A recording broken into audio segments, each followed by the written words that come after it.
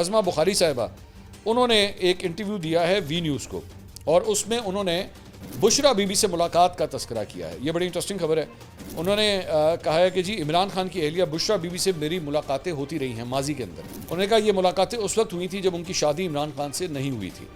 उन्होंने मुझे बहुत सी ऑफ़र्स की थी कि मुझसे कुछ पूछ लो, यानी कि अगर तुम अपने बारे में कुछ पूछना चाहती हो तो मैं तुम्हें बता सकती हूँ। तो उन्होंने मुझे कहा था कि तुम मुझे बहुत अच्छी लगती हो, तो मैंने कहा था कि मैं खुद सैयदजादी हूँ, मेरा अल्लाह से डायरेक्ट राब्ता है, मैंने जो मांगना होता है मैं अल्लाह से दुआ के ज़रिए मांग लेती हूँ। मेरा ख्याल है उन्हें ये अच्छा भी नहीं लगा था। उन्होंने मुझे कहा कि इमरान मुझसे पूछ कर करता है, तो मैंने कहा कि वो सारी चवले आपसे पूछ कर मारते हैं।